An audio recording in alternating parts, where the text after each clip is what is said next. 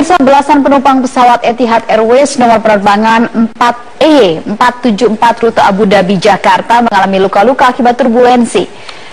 Para penumpang kebanyakan merupakan warga negara Indonesia yang dalam perjalanan ke tanah air setelah menunaikan ibadah umroh di Tanah Suci Mekah. Sesampainya di Bandara Soekarno-Hatta, Tangerang, Banten, para korban luka langsung dibawa ke klinik KKP atau Kantor Kesehatan Pelabuhan yang ada di bandara.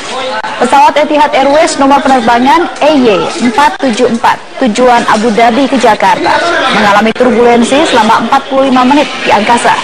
Guncangan yang begitu dahsyat mengakibatkan 31 orang mengalami luka-luka dan patah tulang.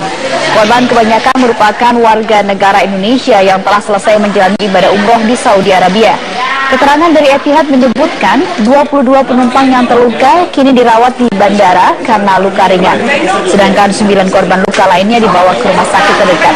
Salah seorang penumpang, Ilham, menuturkan pesawat mengalami goncangan hebat saat sejumlah jamaah sedang mengantri di toilet pesawat. Sementara sebagian lainnya masih terlelap beristirahat. Seperti jet coaster gitu mas, turun bus, naik lagi, pilot berusaha naikin lagi tapi turun lagi berkali-kali. Terus penumpang yang pernah di sini rata-rata dia terpanting karena memang rata-rata mau ke toilet gitu lagi ngantri, jadi kepanting-panting parah, jadi sebagian sakit pinggangnya. Berapa lama pada saat kejadian? Berapa lama saya juga ini ya, Lebih dari 10 menit? Lebih dari 10 menit. Kita ke informasi lain, pemirsa. Puncak peningkatan volume kendaraan pada liburan akhir pekan ini di gerbang tol Cikarang Utama diprediksi terjadi malam ini. Sementara antrian terjadi di pintu keluar Cikarang Barat akibat persimpangan arus.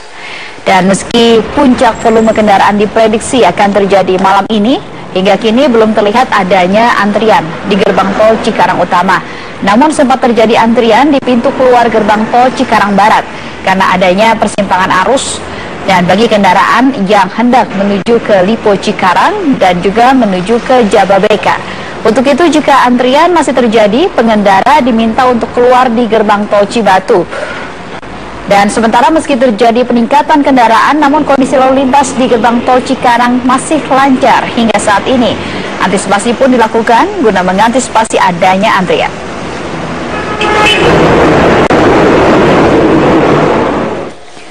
Puncak kepadatan kendaraan yang melintas di ruas jalan tol Jakarta Cikampek diprediksi akan mencapai puncaknya malam ini. Dan saat ini kondisi arus lalu lintas di Simpang Cikopo menuju Pantura terpantau ramai cenderung padat. Ya, menjelang libur panjang akhir pekan selama 4 hari mulai Kamis besok, kemacetan panjang di sejumlah ruas menuju pintu tol sudah mulai terlihat. Di wilayah Cikopo, Purwakarta, Jawa Barat terlihat kemacetan. Puncak kemacetan diprediksi terjadi malam ini dimulai dari kilometer 19 hingga kilometer 72 menuju arah Cikopo, Purwakarta, dan Pantura. Untuk mengantisipasi hal tersebut, Korlantas melakukan rekayasa lalu lintas yaitu penerapan sistem kontraflow di kilometer 63. Kita sudah sepakat nanti kalau terjadi kemacetan yang signifikan kita akan bikin kontraflow di KM 62. Nah, di situ kita alihkan kontraflow sehingga nambah arus yang dari arah Jakarta, yang dari arah Bandung ini kita kurang dari Cikampek. Lantas bagaimana dengan suasana tol dalam kota Jakarta menjelang liburan panjang 4 hari mulai Kamis besok? Sudah ada rekan kami yaitu Elita Mega yang akan memantau lalu lintas di tol dalam kota Jalan Gatot Subroto menuju Cikampek. Ya Elita, selamat malam. Bagaimana situasi di tol dalam kota sejauh ini, Elita? Selamat malam, Prita. Ya, Prita, berdasarkan pantauan kami untuk tol dalam kota Gatot Subroto sendiri untuk jelang libur akhir pekan tanggal 5 Mei hingga 8 Mei 2016 kali ini terpantau ramai, di mana dapat Anda lihat, Prita dan pemirsa, di belakang saya ini, saya saat ini berada di tol dalam kota Gatot Subroto.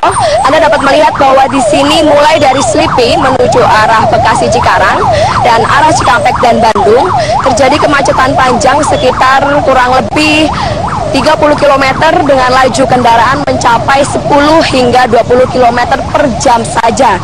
Dan di sini dapat terlihat arus lalu lintas tampak padat, di mana memang 80% didominasi oleh kendaraan roda 4 dan juga 10% diisi oleh kendaraan berat dan juga 10% diisi oleh sepeda motor. Untuk arah sebaliknya dapat dilihat Prita bahwa arah Pancoran menuju Semanggi ataupun Senayan sebaliknya yaitu terpantau ramai lancar, di mana memang kendaraan dapat Anda pacu sekitar kurang lebih kecepatan 50 hingga 60 km per jam ya Prita.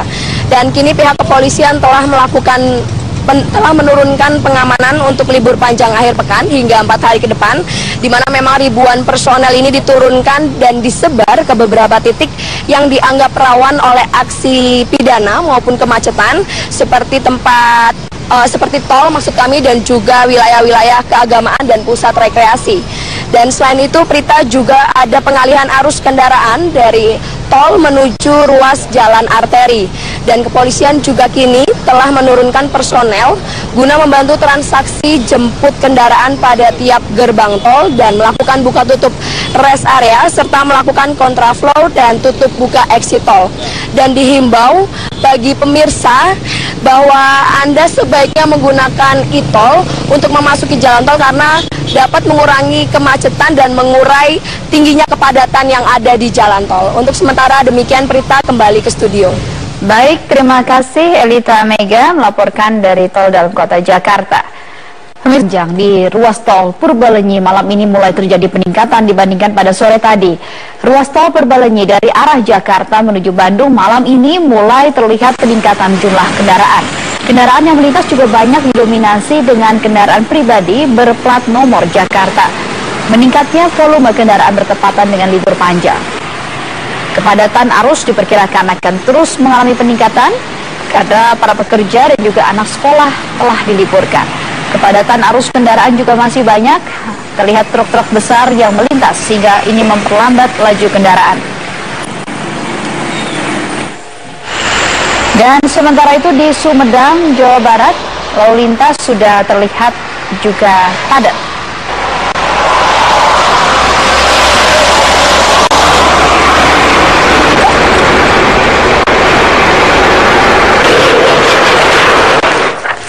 Pemirsa, liburan panjang yang jatuh pada mulai Kamis besok hingga Minggu mendatang menjadi ajang warga Jakarta dan juga kota lainnya untuk berpergian bersama dengan keluarga atau juga kerabat terdekat.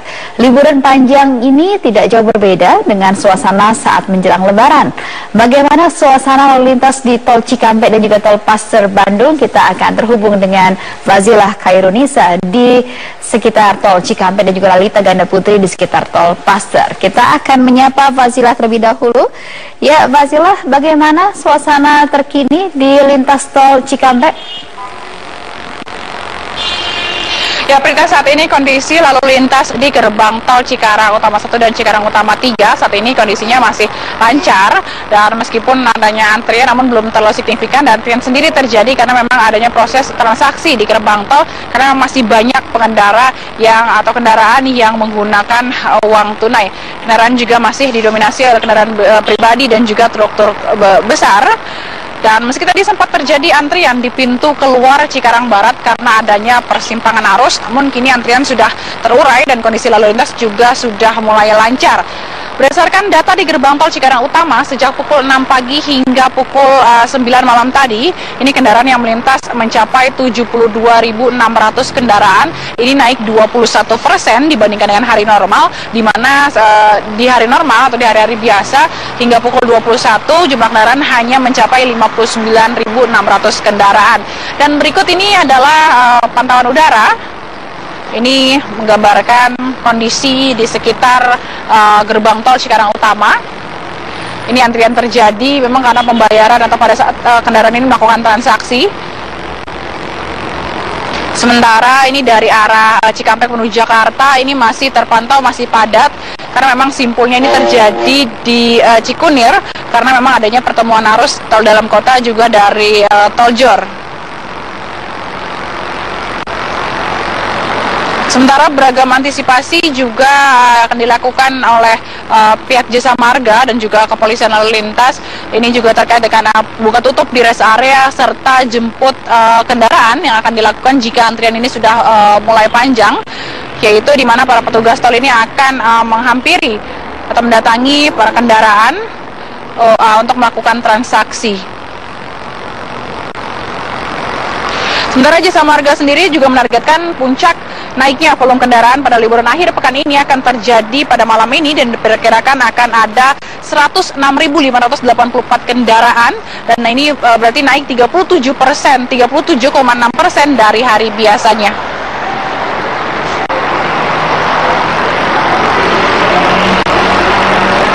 Prita. Baik, terima kasih Fazila. Dan berikutnya kita akan menyapa Lalita Ganda Putri yang saat ini sudah ada di sekitar Tol Paster. Bagaimana suasana di Tol Cileunyi, Lalita? Ya, Prita, sesuai dengan prediksi pihak kepolisian, kemudian Jasa Marga dan pengelola tol yang lainnya serta Dinas Perhubungan, bahwa sore tadi dimulainya arus liburan panjang di akhir pekan ini, dan tentu saja dengan peningkatan jumlah kendaraan yang terjadi terutama yang melalui Tol Purbalenyi, kemacetan terjadi. Dan seperti yang kita lihat di Tol Purbalenyi ini, jumlah kendaraan terlihat meningkat dari hari-hari biasa. Kepadatan arus ini sudah dimulai pada sore hari tadi dan diperkirakan malam ini kemudian hingga besok pagi kepadatan arus akan semakin meningkat. Dan tentu saja juga pihak kepolisian dan juga bekerja sama dengan Dinas Perhubungan serta pengelola tol memberlakukan sistem rekayasa lalu lintas dan juga memaksimalkan pintu-pintu tol yang telah ada. Misalkan di Tol Purbalenyi pun juga sudah dimaksimalkan pintu tol yang terdapat di sana. Kemudian juga petugas dari tol sendiri pun juga disiagakan penuh karena pada malam ini diperkirakan jumlah kendaraan akan semakin meningkat, mengingat hari ini atau sore tadi sudah pekerja, kemudian PNS dan swasta serta para pelajar sudah mulai libur, dan selama 4 hari ke depan mereka juga akan menikmati liburan di luar kota. Dan kemudian kita bergeser ke wilayah Cileunyi. Nah, untuk pintu keluar tol Cileunyi, kemudian di perempatan Cileunyi sendiri ini terjadi kemacetan sekitar 2 km. Padahal sistem atau rekayasa lalu lintas sudah diterapkan seperti sistem buka tutup. Nah, ini karena memang titik ini, perempatan ini merupakan perempatan pertemuan jalur selatan Nagrek dengan jalur tengah Sumedang. Nah, oleh karena itu fokus dari kepolisian dari wilayah Sumedang pun juga untuk mengurai kemacetan di titik ini.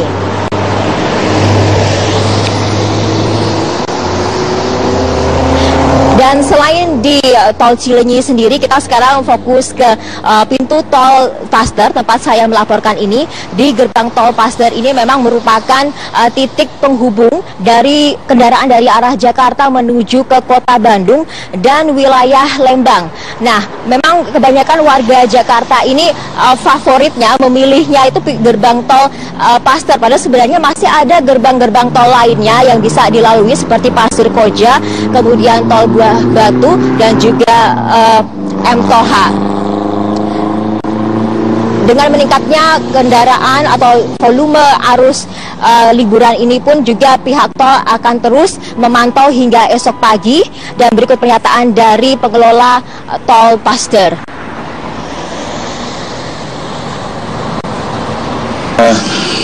Biasanya di jam-jam 21 ini di bawah ini ya, jadi dipastikan mulai 21.00 malam ini sampai besok pagi pukul 5.30 akan terus bertambah karena sampai saat ini juga masih ada antrian.